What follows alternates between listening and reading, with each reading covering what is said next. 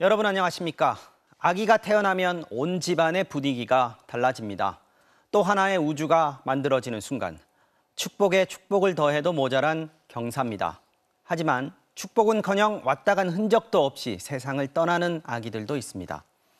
여러 사정이 있겠지만 사회가 또 국가가 책임을 다하지 못한 부분이 없는지 돌아봐야 하지 않을까요? 오늘은 안타깝게도 그 이야기를 해야 하는 날입니다.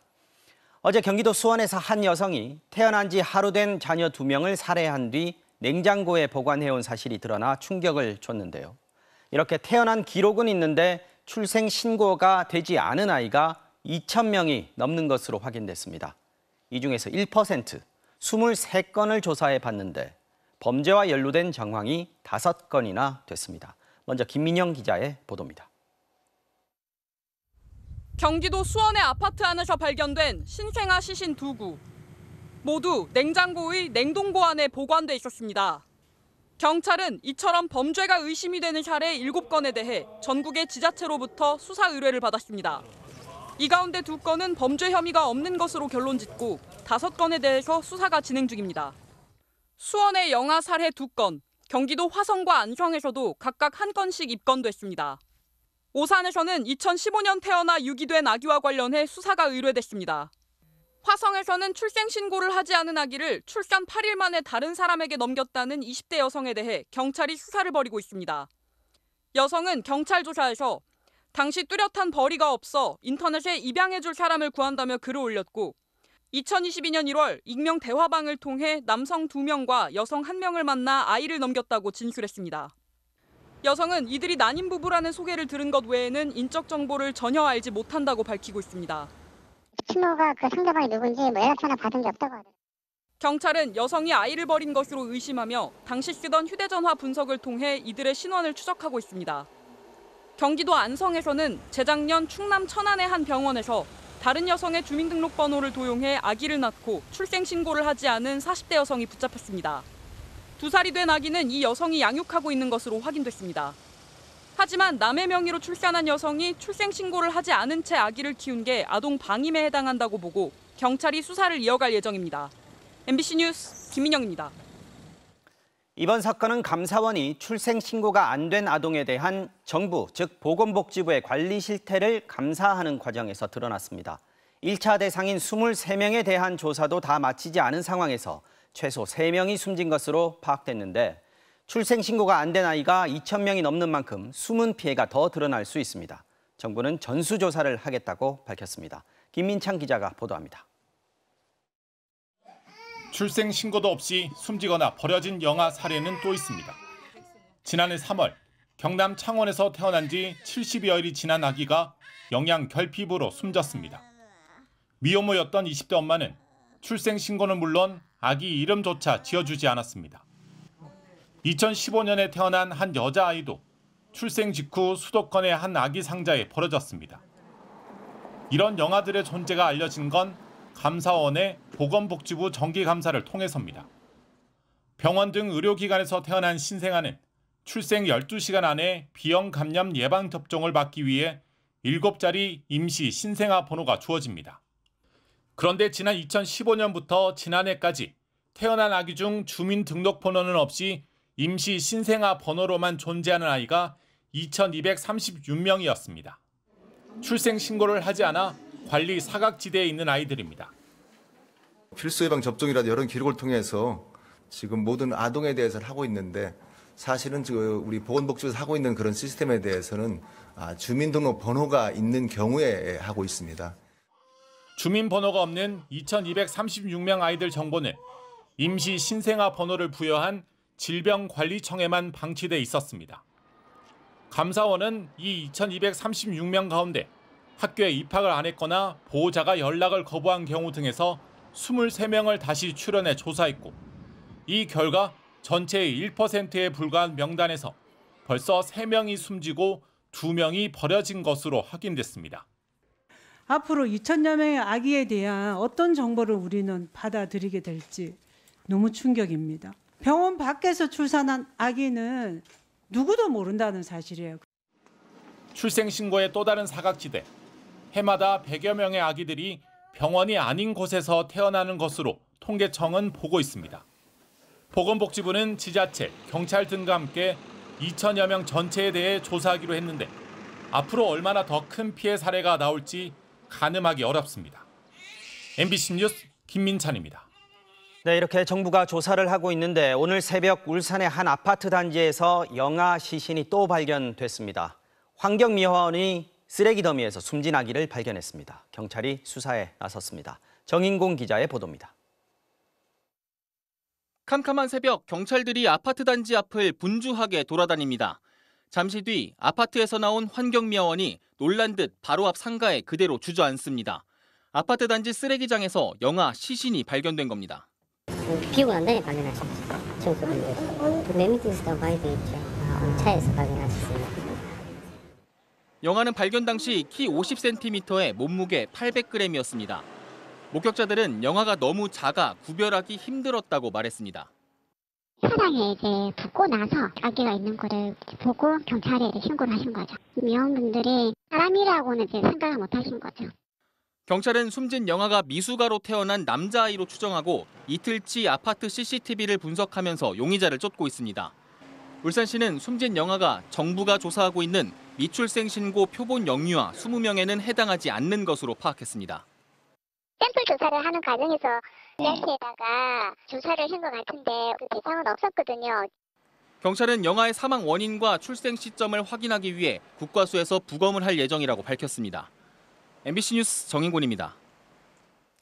어제 경기도 수원의 아파트 냉장고에서 시신으로 발견된 두 영아의 엄마에 대해서는 구속영장이 청구됐습니다. 남편은 여전히 이 끔찍한 일들을 몰랐다는 입장을 고수하고 있습니다. 변윤재 기자가 취재했습니다. 냉장고에서 영아 시신 두 구가 발견된 경기도 수원의 아파트. 어제 오후 2시쯤 단지 주차장 안으로 형사 차량 한 대가 들어간 뒤 30분 뒤에 빠져나갑니다.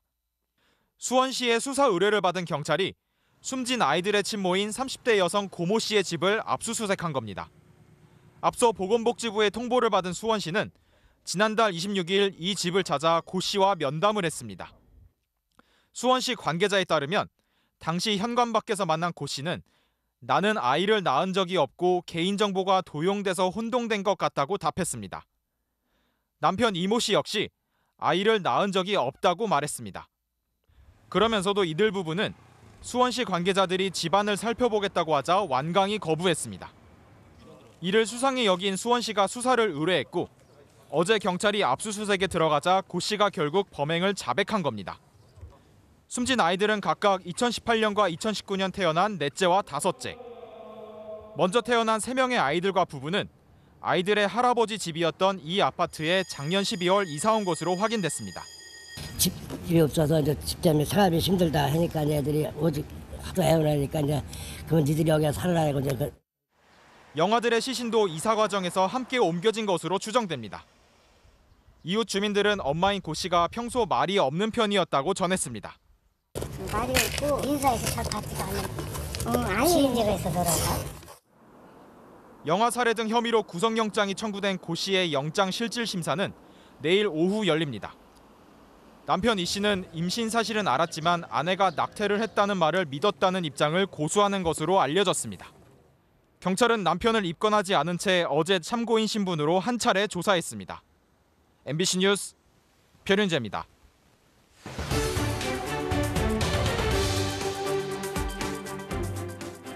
엄마의 손에 세상을 떠난 두 갓난아기는 이른바 대형 산부인과에서 태어났습니다. 병원에 출산 기록은 있었지만 정부에 출생 신고가 되지 않아 4, 5년이 지나서야 이런 비극이 알려졌는데요. 의료기관이 국가에 출생을 통보하게 하는 출생통보제를 도입해야 한다는 주장이 다시 힘을 얻고 있습니다. 구나영 기자가 집중 취재했습니다. 수원의 30대 친모가 아이들을 낳은 곳은 경기도의 대형 산부인과였습니다.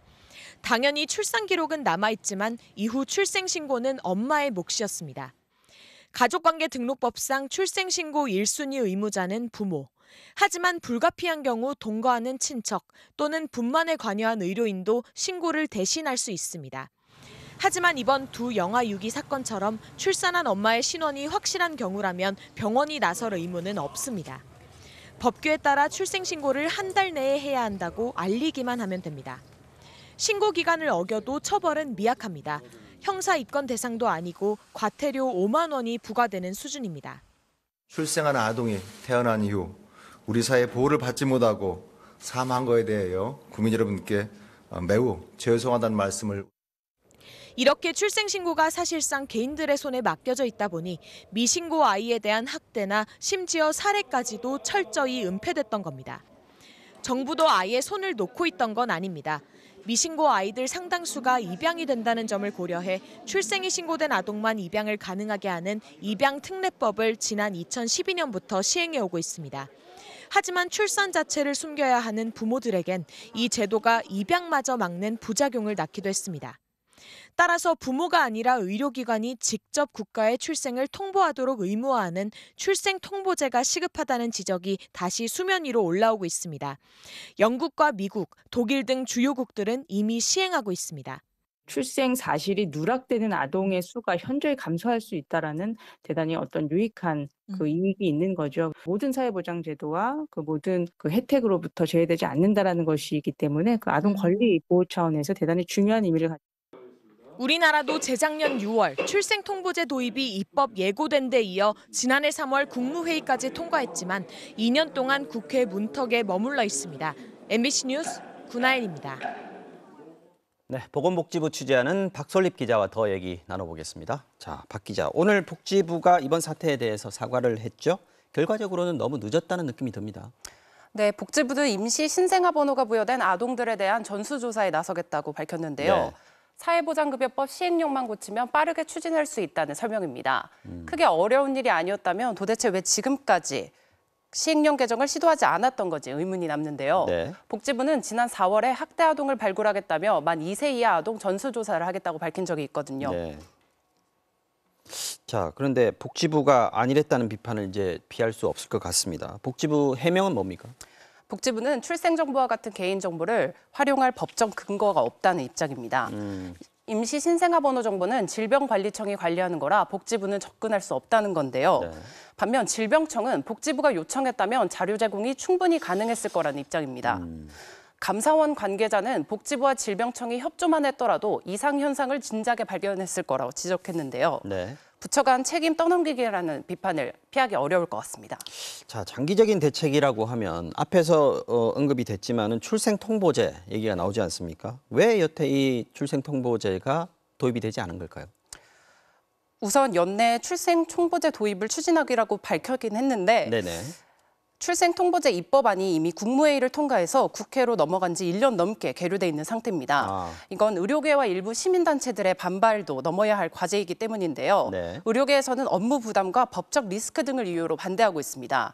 또 자동으로 기록이 남게 되면 일부 임신부들이 병원 출산을 기피할 수 있다는 우려도 나오는 지점입니다. 그런 부분도 고려는 해야 될 것 같은데 또 다른 대책으로 나오는 게 보호출산제라는 게 있습니다. 이건 어떤 겁니까? 보호출산은 산모가 익명으로 출산을 할 수 있도록 도와주는 제도입니다. 출산 사실을 숨기고 싶은 산모라도 복지제도의 테두리 안에서 출산할 수 있도록 하자는 건데요.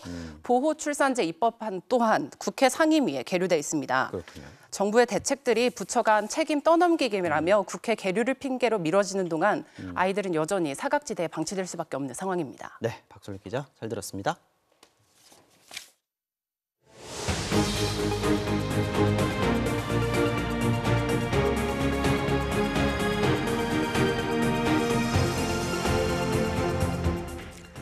네, 다음 소식 전해드리겠습니다. 초고난도 문학으로 논란이 커진 사교육 시작은 잡고 공교육은 살리겠다는 어제 교육부의 발표 이후 조희연 서울시 교육감이 이를 정면으로 비판하는 입장문을 냈습니다. 수사를 통해 사교육을 잡는 것보다 근본적인 입시 제도 개혁이 더 중요하다고 반박했습니다. 지윤수 기자가 취재했습니다. 제주의 한 고등학교를 이주호 부총리 겸 교육부 장관이 방문했습니다. 토론형 수업과 절대평가 같은 스위스 교육 프로그램이 도입된 학교입니다. 이 부총리는 공교육의 변화, 특히 학교 수업을 강조했습니다. 국가적인 입시 제도는 저희가 좀 느리게 갈 수밖에 없는 많은 한계가 있습니다. 그렇지만 입시가 전부가 저는 아니고 오히려 정말 더 중요한 건 수업이고 아이들의 역량이거든요. 어제 교육부가 발표한 공교육 강화 대책의 핵심은 크게 두 가지. 초3, 중1 학생에 대한 학업 성취도 평가 실시와 자립형 사립고와 외고를 존치시키는 거였습니다. 서울시 교육청은 이 대책을 정면으로 비판했습니다. 먼저 학업 성취도 평가에 대해선 일제고사로 변질될 우려가 크다고 지적했습니다. 교육청 권고사항이라지만 우회적인 강제성이 있다고도 했습니다. 기초학력에 대한 전수평가로 이어져서 과거의 일제고사를 재현한다거나 전국의 학생들을 성적으로 줄 세우게 하는 그런 과거의 오류가 반복되는 방향으로 가서는 안 된다.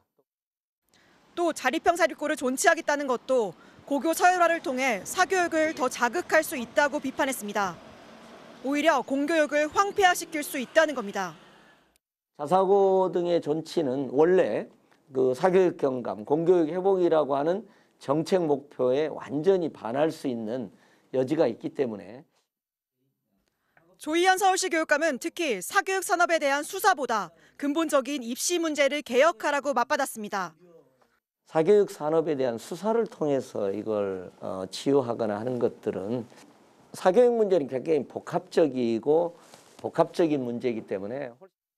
사교육 대책과 공교육 강화 모두 교육청의 협조가 필수인 만큼 향후 교육부와 긴밀한 조율은 과제로 남을 것으로 보입니다. MBC 뉴스 지은수입니다. 정부는 오늘 사교육 카르텔과 학원의 부조리를 근절하기 위한 범정부 대응 회의를 열었습니다. 오늘부터 2주 동안 집중적으로 의심 사례를 신고받아서 조사를 실시하겠다는 건데요. 학원가는 일단 눈치 보기에 나섰습니다. 전동혁 기자가 취재했습니다. 정부는 사교육 카르텔 등 부조리를 잡겠다며 2주간 집중 신고 기간을 운영하는 등 학원가 압박에 나섰습니다. 교육당국뿐 아니라 공정거래위원회와 경찰청 등도 합세해 범정부 대응협의회를 만들었습니다. 수능 출제 당국이 만든 초고난도 킬러 문항을 수능을 전문으로 하는 일부 대형 입시학원들이 교묘히 이용해온 부조리를 파헤치겠다는 겁니다. 이런 불공정한 사교육 카르텔은 정부가 힘을 모아 이번에 반드시 근절해야 합니다. 이런 정부의 강경 분위기에도 학원가 분위기는 크게 달라지지 않았습니다. 서울 강남의 한 학원가. 입시 설명회를 듣고 나온 학부모들이 곳곳에 보입니다. 설명회 시작과 동시에 마감되는 그 정도로 많거든요. 정부의 강한 대응에 일부 학원이 설명회 취소를 고려하기도 했지만 실제 취소된 사례를 찾기는 어려웠습니다.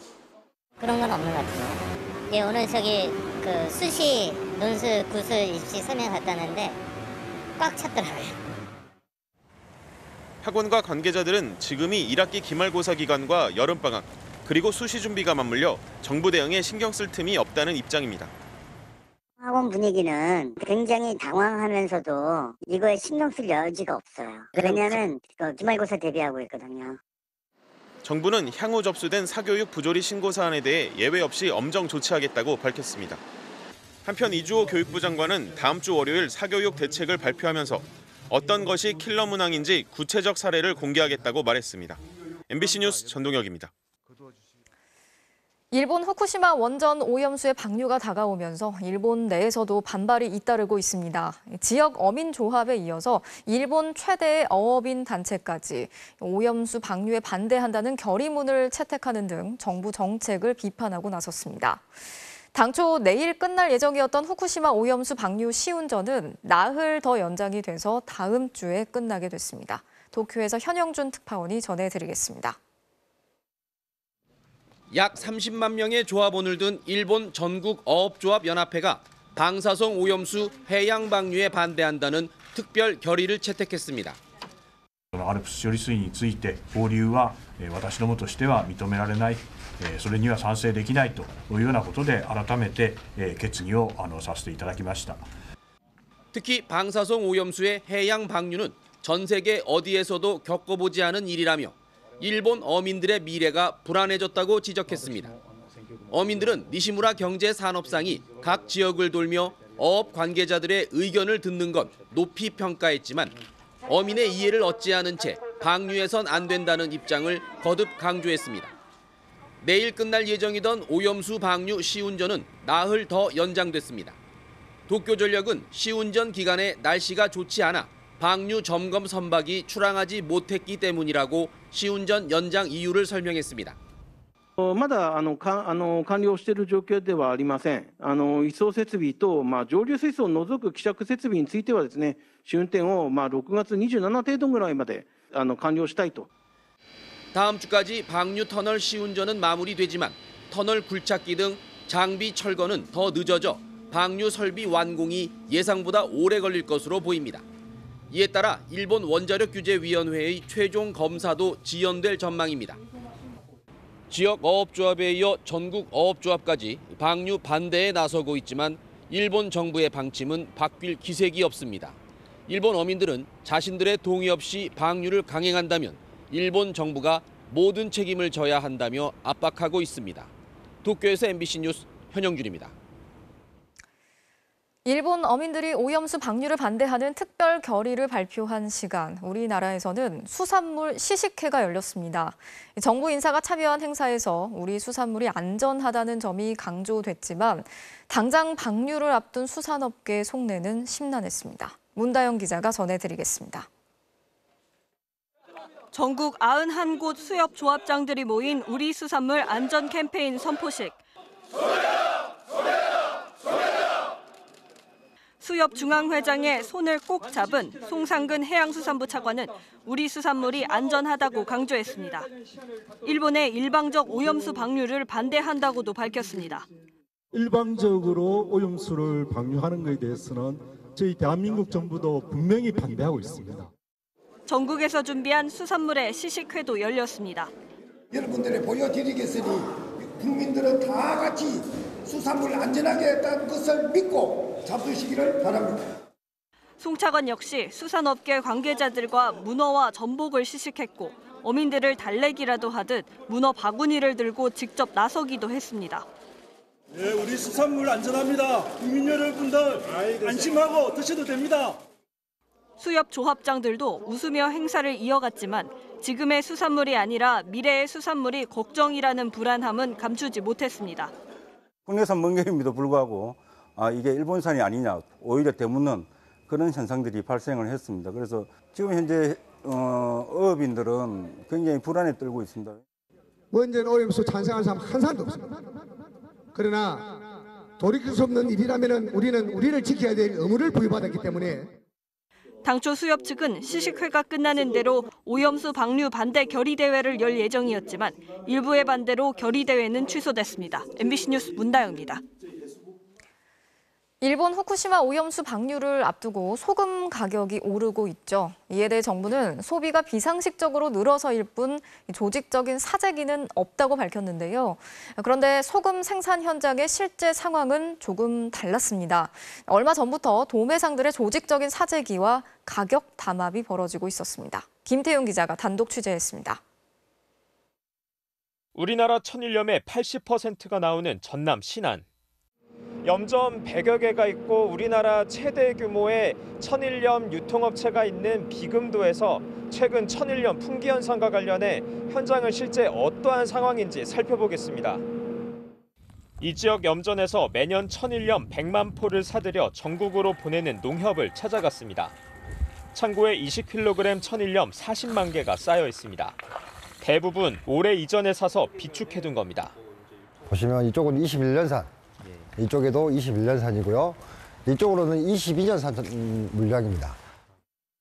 올해 생산된 햇 천일염은 이제 막 사들이기 시작한 상황. 올해 거 이제 어느부터 넣은 거예요? 이거 올해 거예요. 이거. 예. 공급량을 맞추려면 올해 생산분을 충분히 확보해야 하지만 상황이 여의치 않습니다.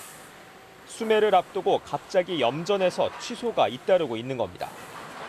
농협에 수매 신청을 했던 농가들도 다 포기를 하고 많은 물량이 빠진 걸로 알고 있습니다. 대신 햇소금을 가져간 건 업자들입니다. 지금 중화상인들이 엄청나게 지금 사재기 해놨어요. 그 사람들이 공급을 안 풀어주니까 마트에 소금이 인이옵니다. 이들은 한 달 전쯤부터 농협보다 높은 가격을 부르며 햇소금을 트럭째 싹쓸이에 가고 있습니다. 농협보다 얼마 더 줄 테니까 이 가격에 해라. 염전 생산자들이 업자들의 제안을 받은 뒤 서로 공유한 문자 메시지입니다. 농협에서 한 포에 19,000원대로 사는 천일염을 업자들은 22,000원에 산다고 돼 있습니다. 이분들이 이 가격을 놓고 돌리는 거예요, 지금. 자기들끼리. 일부 생산자들이 업자들과 가격을 담합하는 정황도 보입니다. 농협은 가격이 너무 낮아서 그 역할을 못하고 있다, 이렇게 비하를 하고 유보를 퍼뜨려가지고 이게 그 원가 상승에 그것을 이제 조장을 하는 거예요. 염전 생산자인 척 업자들을 접촉해봤습니다. 거래를 하신다 그래가지고 어떻게 해야 되나 여쭤보려고 이렇게 전화드렸죠. 곧바로 대량 구매를 제시합니다. 올해는 큰 차 위주로 많이 하거든요. 한 5천 개는 있어야 되겠는데요. 5천 개 해주실랍니까? 즉답을 피하자 물건도 안 받고 무조건 현금부터 입금하겠다고 말합니다. 아이고 사장님이 지금이라도 못 믿으시면 계좌번호 주시면 입금해 드릴게요. 업자들이 높은 가격으로 소금을 싹쓸이해가면서 농협도 가격을 올릴 수밖에 없습니다. 이번에 이제 물량 확보를 못할 정도니까 22,000원에 지금 올려가지고 농협에서 작업하더라고. 하지만 현장을 관리해야 할 해수부의 모습은 보이지 않습니다. 해수부나 이런 부분에서 이런 사람들이 역할을 제대로 못하고 있어요. 해수부는 오늘 브리핑에서도 소금 가격 상승의 주된 원인을 소비자와 판매업체로 돌렸습니다.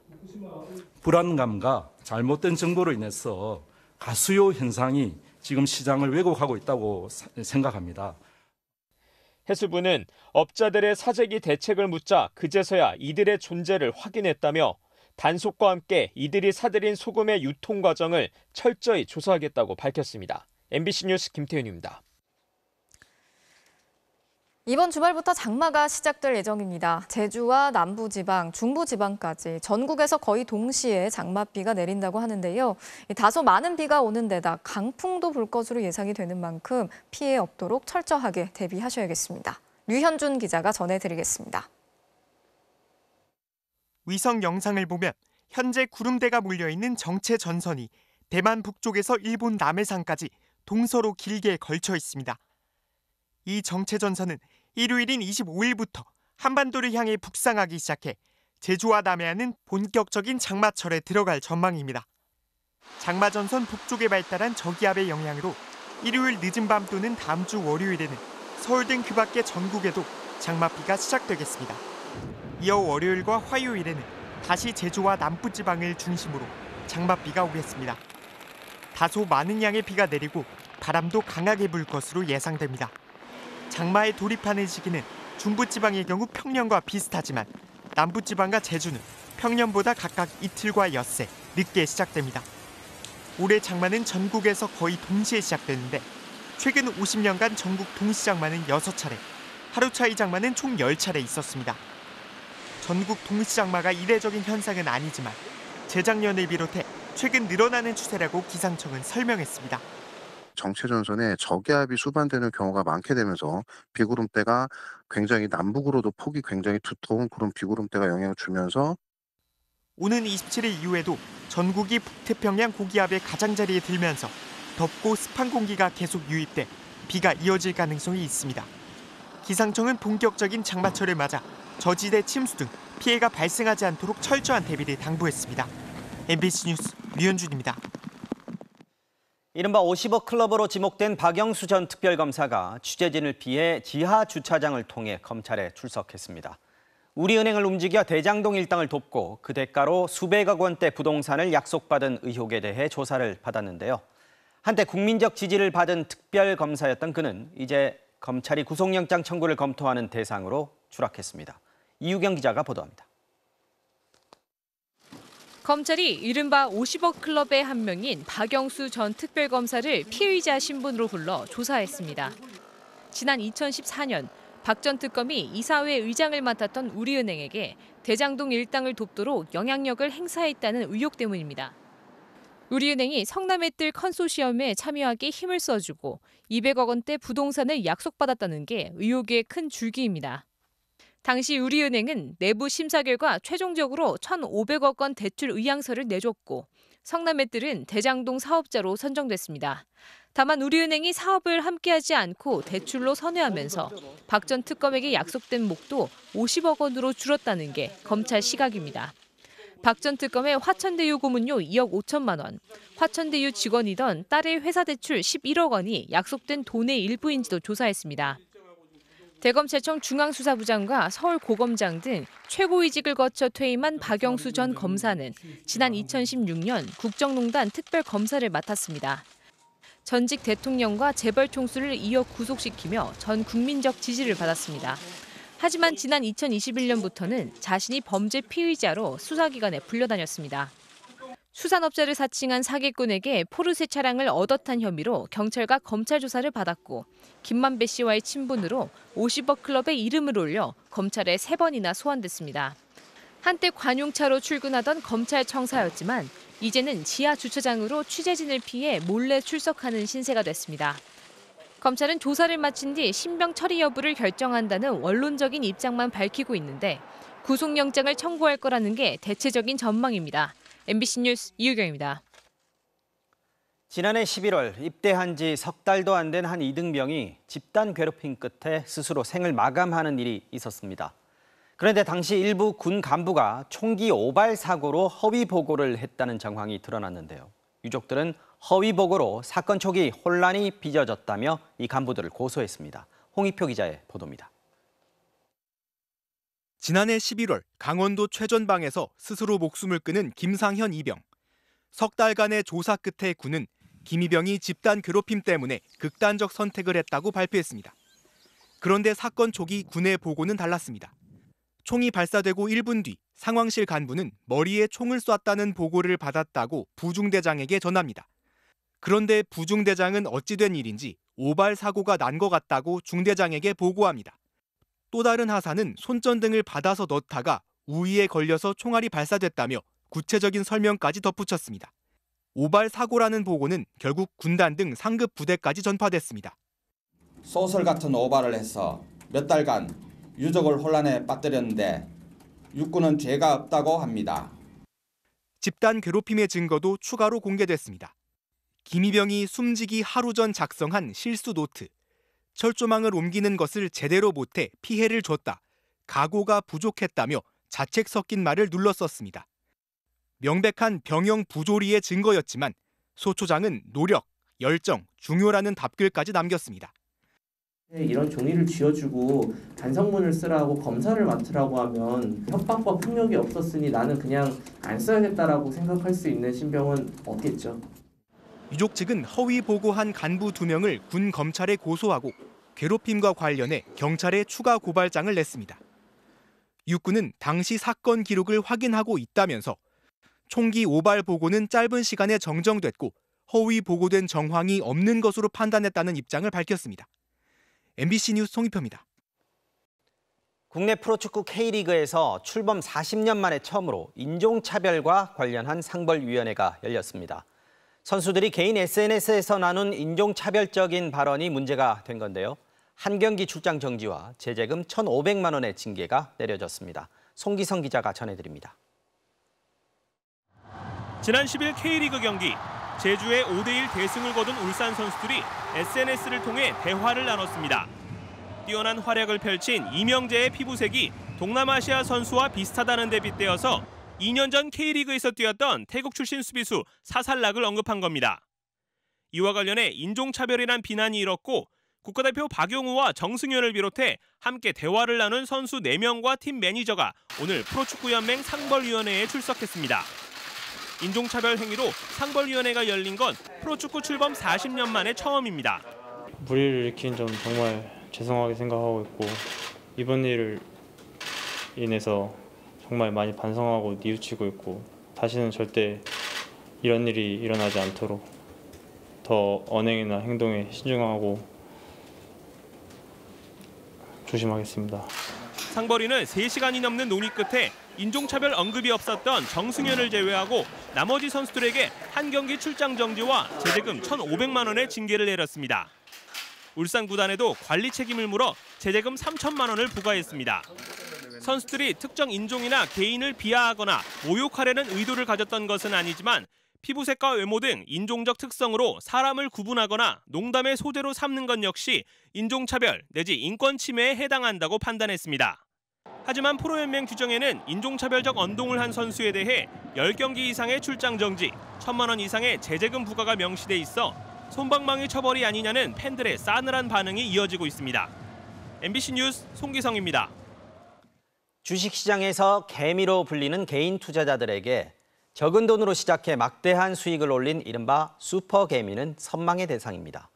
자신을 슈퍼개미로 따르는 투자자들에게 특정 종목을 사라고 권유해 피해를 입힌 사람들이 검찰에 적발됐습니다. 자신이 갖고 있는 주식 종목을 추천한 뒤 주가가 오르면 팔아서 많게는 수십억 원의 차익을 남겼기 때문입니다. 믿고 산 개미들은 당연히 손해를 받겠죠. 송구민 기자가 취재했습니다. 주식으로 200억 원을 넘게 벌었다는 이른바 슈퍼개미 김모 씨. 자신도 유튜브 채널을 운영하면서 다른 채널에도 여러 차례 출연했습니다. 빌딩 한 채가 있고요. 강남에 143평짜리 아파트 하나 있고 비싼 걸 입고 왔는데 뭐 표가 안 난다 그러고. 채널 구독자는 한때 55만 명. 남들보다 빨리 시장을 예측할 수 있다고 말했습니다.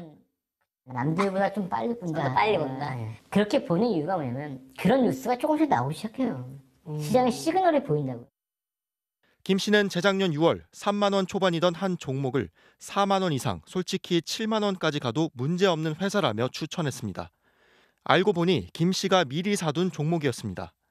방송을 보고 사람들이 주식을 따라 사서 주가가 오르면 그때 팔아 차익을 남기는 이른바 선행매매 수법입니다.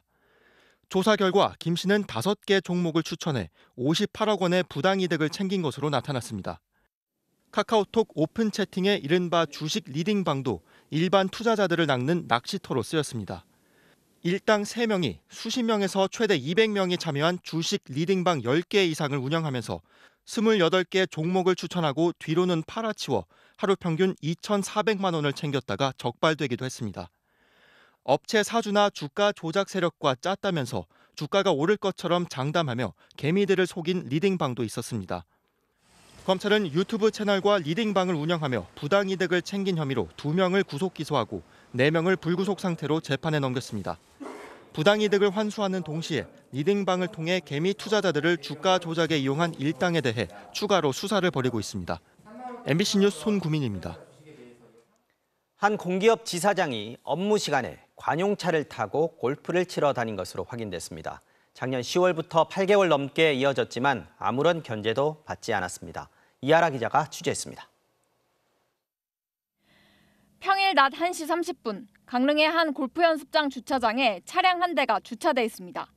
국토부 산하 한국부동산원이 보유하고 있는 관용차입니다. 1시간쯤 지나자 골프 가방을 둘러맨 차 주인이 나타납니다. 한국부동산원 강릉지사 지사장입니다. 지사장님, 혹시 골프 연습하러 오신 거예요? 왜요? 출장 중이신 건가요? 네, 잠깐 나왔다가 들어오겠습니다. 하지만 곧 골프 연습을 하러 온 사실을 털어놓습니다. 지금 골프 치고 나오신 거 아니세요? 잘려요. 석차 쓸게요. 데이터 잘못한 거니까 석차 쓰겠습니다. 지사장은 지난해 1월 부임했는데 지난해 가을부터 골프장에 갈 때마다 관용차를 사용했다는 것이 직원들의 증언입니다. 제가 충전을 할 때도 그 골프차가 당연하게 뒷자리에 실려 있는 걸 보고 일주일에 2번 내지 3번까지 가는 걸 본 것 같아요. 또 출퇴근을 할 때도 휴일에 외출을 할 때도 관용차를 사용했다는 주장이 이어졌습니다. 직원들의 업무용으로 지정된 이 차량의 운행 일지를 입수해 확인해봤습니다. 지난 5월 17일 직가 변동 확인 업무를 하러 인근 지역을 갔다고 되어 있지만 블랙박스에는 골프장이 찍혀 있었습니다. 다른 날에 찍힌 영상에서도 골프장 방문이 확인됐습니다. 관용 차량의 관리 책임이 지사장 본인에게 있다 보니 개인적으로 이용한 뒤 조작이 가능했던 겁니다. 취재가 시작되자 한국부동산원 측은 해당 지사장을 업무 배제하고 감사에 착수했다고 밝혔습니다. MBC 뉴스 이하라입니다.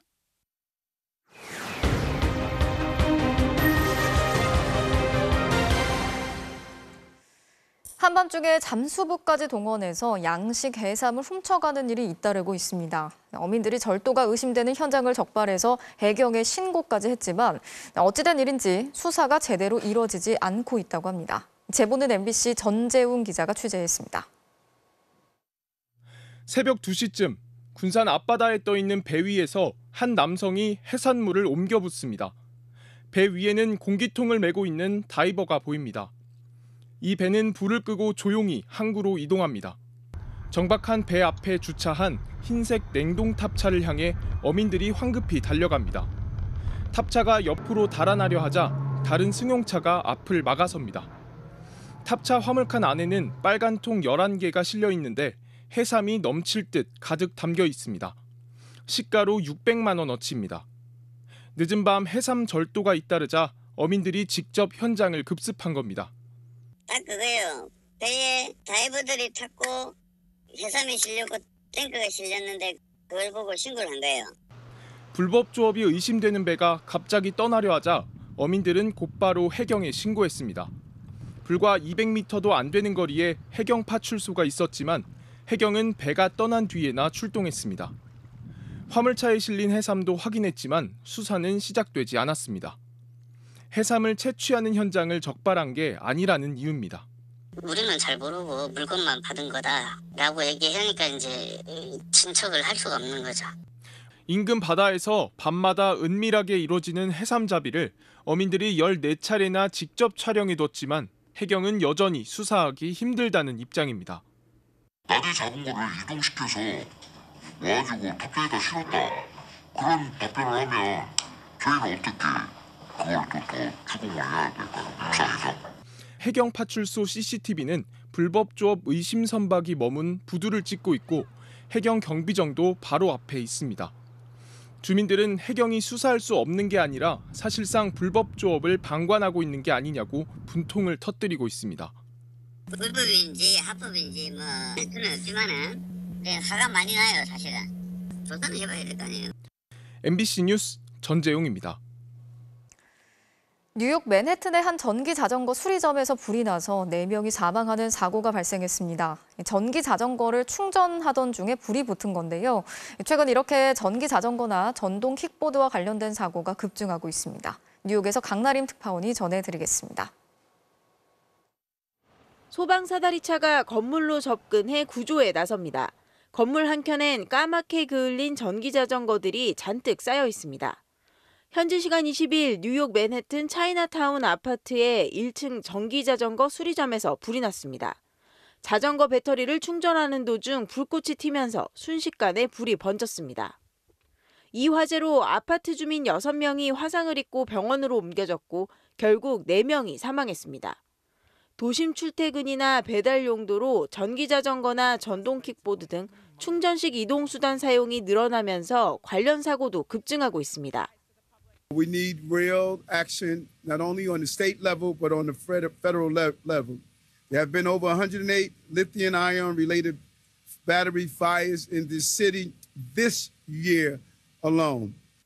지난 4월 뉴욕 퀸스의 한 건물 현관에 세워둔 전기자전거에 불이 붙어 7살 소년과 19살 여학생이 빠져나가지 못하고 숨지는 등 올해 들어 리튬이온 배터리 관련 화재로 뉴욕에서만 13명이 목숨을 잃었습니다. 안정성 테스트 등 개인이 구매한 기기에 대한 규제 부족, 맞지 않는 충전 장치를 사용하거나 과충전하는 관행 등이 원인으로 지적됩니다. Do not block your exit with a bike. Do not charge it overnight. Do not plug it into an extension cord. 전문가들은 리튬이온 배터리로 인한 화재는 폭발적으로 불이 확산해 소화기로 진화가 어렵기 때문에 불이 나면 직접 끄려고 시도하지 말고 즉시 대피하라고 조언했습니다. 뉴욕에서 MBC 뉴스 강나림입니다. 지난달 서울 도심에서 1박 2일 불법 농성을 벌였다는 혐의로 수사를 받고 있는 건설노조 간부들이 오늘 경찰에 출석해서 조사를 받았습니다. 정부와 노동계의 긴장이 여전한 상황인데요. 다음 달 총파업 관련 집회에 경찰이 잇따라 금지를 통보하자 민주노총이 법적 대응을 예고했습니다. 재은효 기자가 취재했습니다. 어제 분신노동자 고 양회동 씨의 연결식을 마친 건설노조 간부 2명이 오늘 경찰에 출석했습니다. 지난달 서울도심의 1박 2일 노숙농성 과정에서 집시법과 도로교통법 등을 위반한 혐의입니다. 헌법에 보장되어 있는 노동조합 활동을 해오는 조이기 때문에 당당하니 제발로 걸어서 조사하도록 하겠습니다. 함께 나온 건설노조 관계자들은 최근 민주노총의 집회 신고를 경찰이 잇따라 금지했다고 비판했습니다. 집시법을 허가제 마냥 오후 5시 이후에는 집회를 금지한다는 집회금지 통보를 일방적으로 했습니다. 민주노총은 다음 달 3일부터 15일까지 총파업을 선포했습니다.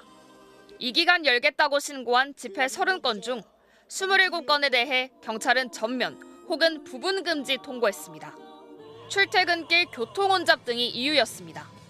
하지만 당국이 집회 시간을 제한하면 집회에 참여할 권리를 훼손하는 거란 비판이 제기됩니다.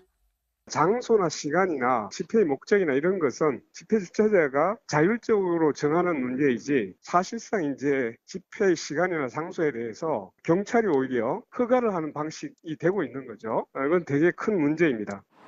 더욱이 헌법재판소는 2009년 일몰부터 일출까지의 야간 5개 집회를 금지한 현행 집시법 조항에 헌법 불합치 결정을 내렸습니다.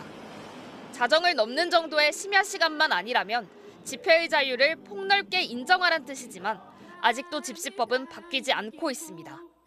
법적 근거가 없는 상태에서 담당 경찰관서에서 임의로 신고를 접수하지 않는 법 위반 아니냐 이런 문제들이 이제 동시에 제기될 수 있거든요. 입법의 공백 사태로 인해 발생한 문제. 민주노총은 집회 신고를 추가로 내겠다며 경찰의 기존 금지 통보에는 집행정지 신청 등 법적 대응을 하겠다고 밝혔습니다. MBC 뉴스 재은유입니다. 내년도 최저임금 결정 시한이 일주일 남았습니다. 오늘까지 각 노사 양측의 제시 금액이 나와야 하는데 일단 노동계는 물가 인상을 고려해서 현재 9,620원인 최저시급을 12,210원으로 올리자고 제안했습니다. 반면 경영계는 최저임금을 업종별로 달리하는 게 먼저라고 맞서면서 아예 안을 내지 않았습니다. 차주혁 기자가 취재했습니다. 노동계의 공식 요구안은 당초 제시했던 12,000원보다 더 높아졌습니다. 시간당 12,210원. 올해 9,620원보다 27% 대폭 인상된 금액으로 하루 8시간 주 5일 근무하면 월급으로는 255만 원입니다. 대폭 인상돼야 하는 이유에 대해 물가 폭등, 저임금, 취약계층 노동자 가구 생계비 부담 증가, 실질임금 저하 그리고 지난 2년 동안 물가는 7.7% 올랐는데 같은 기간 최저임금은 6.6% 인상됐습니다. 월급 오른 것보다 생계비 지출이 더 많이 늘어 노동자들의 실질임금은 오히려 낮아졌다는 겁니다. 실제 혼자 사는 무주택 비혼 노동자의 한 달 생계비는 208만 원에서 220만 원, 작년에는 241만 원까지 늘었습니다. 최저임금으로 환산하면 시간당 11,500원 넘게 벌어야 합니다. 가족들 생계까지 책임지려면 한 달 255만 원은 벌어야 된다는 게 노동계의 주장입니다. 최저임금 노동자의 가구원수 부포 자체가 평균 2.44인을 기록하고 있습니다. 국제노동기구 ILO가 바로 이런 가족 단위 생계비를 채택해야 된다라고 공고를 하고 있습니다. 물가 폭등에 경기 침체까지 소상공인과 자영업자들도 어렵긴 마찬가지입니다. 경영계는 올해 최저임금 9,620원도 맞춰주기 버겁다면서 동결 카드를 만지작거리고 있습니다. 일주일에 하루씩 계산되는 주휴수당을 포함하면 최저시급은 이미 11,300원을 넘어섰다고 주장합니다. 2022년 중소기업의 49.2%가 이자 비용조차 감당하지 못하고 있는 것으로 나타났습니다. 더 이상 빚내서 인건비를 충당하기도 힘든 상황입니다. 최저임금위원회는 오늘까지 1차 요구안을 제시하라고 했습니다. 경영계는 최저임금을 업종별로 구분해 적용하는 게 우선이라며 공식적인 금액을 제시하지 않았습니다. 2024년 최저임금을 결정해야 할 법정 시한은 이제 일주일 앞으로 다가왔습니다. MBC 뉴스 차주혁입니다. 침몰한 타이타닉호를 보기 위해서 심해 관람에 나섰다가 실종된 잠수정에 대한 수색이 지금도 계속되고 있습니다. 하지만 아직까지 성과는 없는 상황인데요. 이번 사건을 계기로 거액을 들여서 떠나는 억만장자들의 위험한 체험 관광을 둘러싸고 논란이 일고 있습니다. 윤성철 기자가 전해드리겠습니다. 미국의 우주관광기업 엑시엄 스페이스의 우주선이 8일간의 우주정거장 체험 여행에 나서는 모습입니다. 미국 부동산 투자가와 캐나다 금융가, 이스라엘 기업인이 참여했는데 1인당 5,500만 달러, 우리 돈 700억 원을 지불했습니다. 우주상공에서 무중력 상태를 몇 분간 체험하고 돌아오는 또 다른 상품의 가격은 45만 달러, 우리 돈 약 6억 원에 달합니다. 민간이 주도하는 우주 체험인 만큼 위험이 크지만 거액을 내고서라도 우주선에 탑승하려는 억만장자들이 줄을 섰습니다. When we were cleared to unstrap, I unbuckled my seatbelt and felt a natural float upwards and then the feeling of weightlessness.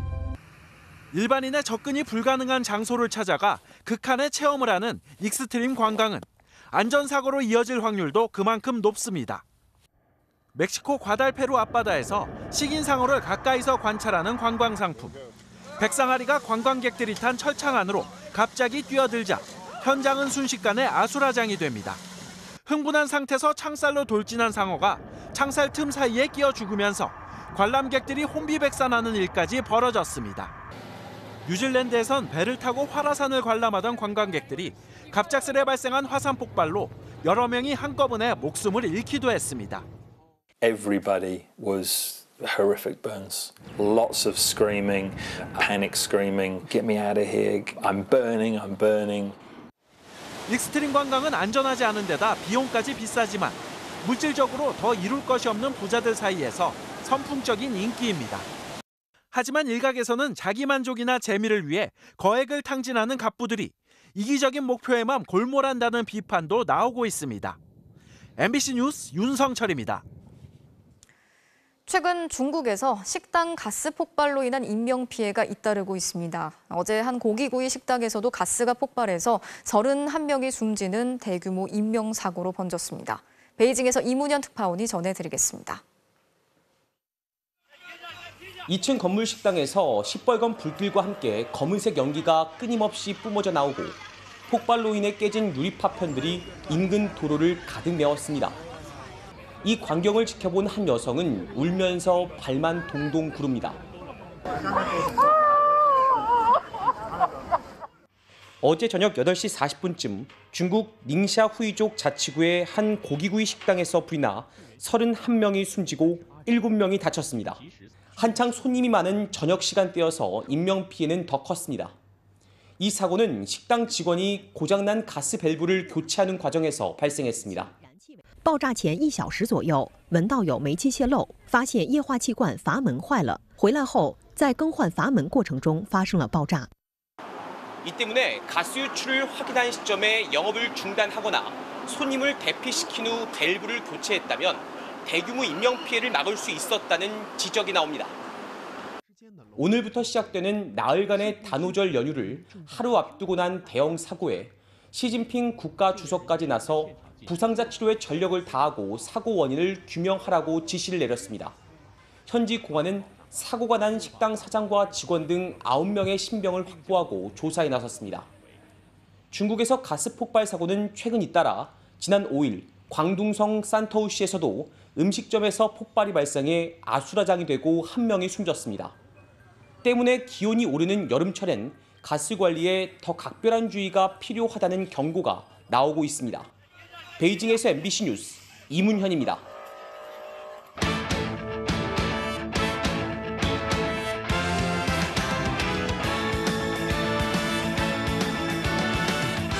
목요일 밤 스포츠 뉴스입니다.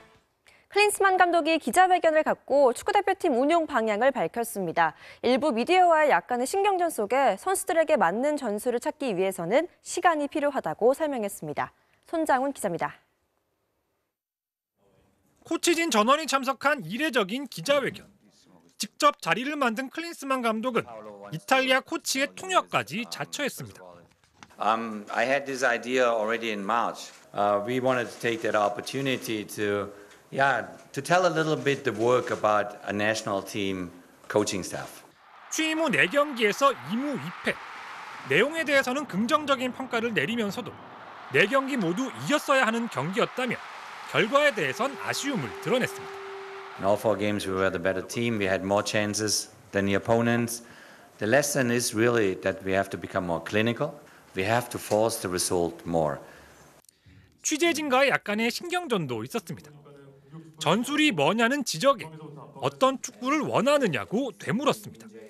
답변을 쫙 들어보면 역시 뭐 동기부여 등을 강조하면서 다시 한번 좀 매니저형 감독에 가깝다는 것을 느낄 수 있었는데요. 정확하게 추구하는 축구 색깔이 뭔지 좀 구체적으로 말씀해 주셨으면 좋겠고요. How would you like to see the team play? 그러면서 더 중요한 건 특정한 스타일과 색깔이 아니라 선수들과의 조합이라고 강조했습니다.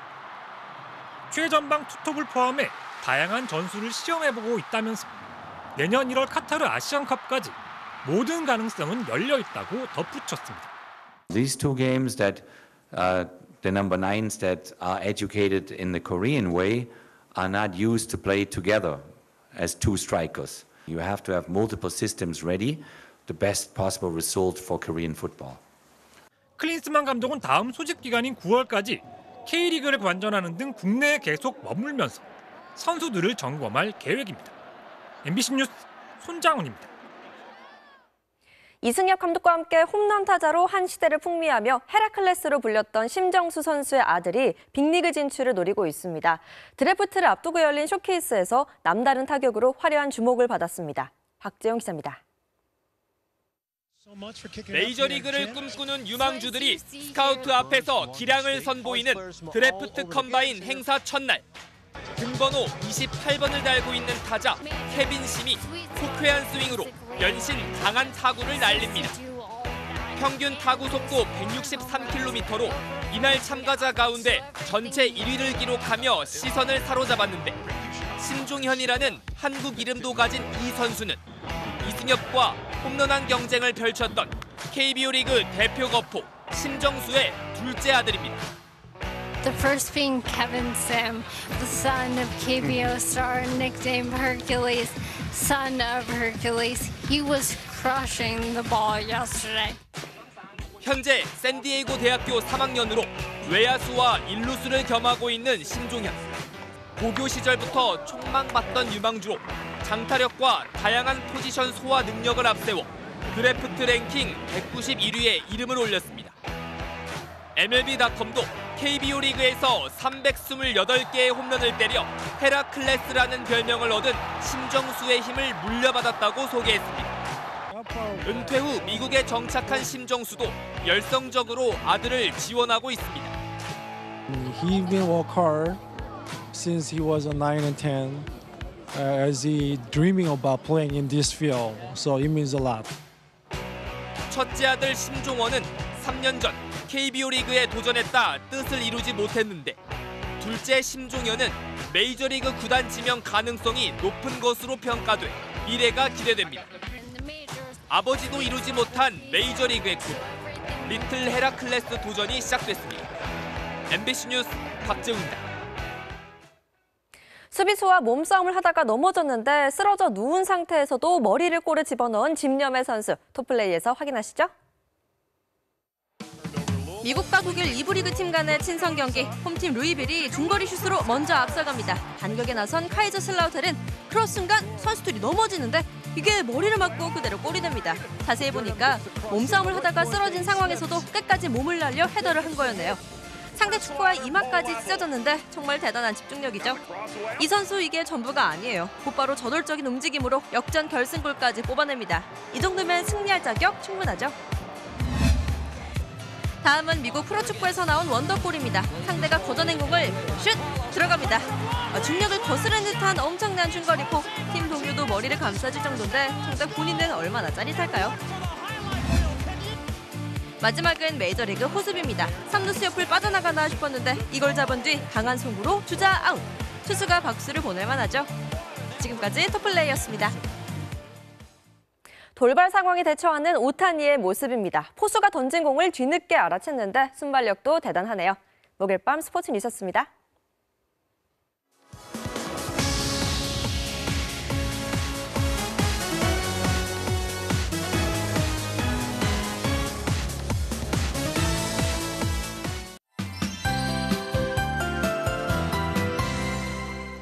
네, 오늘 밤 자정 무렵까지 중부 내륙 곳곳에는 요란한 소나기가 지나겠습니다. 그래도 밤 사이에는 하늘이 맑아지겠고요. 내일 낮에는 햇볕이 강하게 내리쬐겠습니다. 서울의 낮 기온이 31도, 광주는 33도까지 올라서 오늘보다 더워지겠습니다. 한편 늦장을 부리던 올여름 장마는 이틀 뒤부터 시작될 전망입니다. 일요일과 월요일 사이는 전국이 한꺼번에 장마철에 들어설 텐데요. 이 시작부터 강풍을 동반한 많은 비가 예상됩니다. 일요일에는 제주와 남해안을 시작으로 월요일에는 중부지방에도 강한 비가 올 수 있겠습니다. 주변 점검을 미리 해두셔야겠습니다. 현재 한반도 상공으로는 영하 10도 이하의 찬 공기가 자리해서 강원 내륙을 중심으로 소나기 구름만 자리해 있습니다. 이 장마 전선은 대만 북쪽부터 일본 남해상에 위치해 있는데요. 일요일에는 제주도 부근까지 북상할 전망입니다. 내일도 전국의 하늘 가끔 구름이 많겠고 오후에는 강원 남부를 중심으로 소나기가 오겠습니다. 자세한 낮 기온을 보시면 서울과 대구가 31도, 광주 33도로 오늘보다 높겠습니다. 비는 일요일 새벽에 제주를 시작으로 낮 동안에는 전남과 경남에, 밤에는 전북으로 확대가 되겠고요. 월요일부터는 전국적으로 비가 오겠습니다. 날씨였습니다.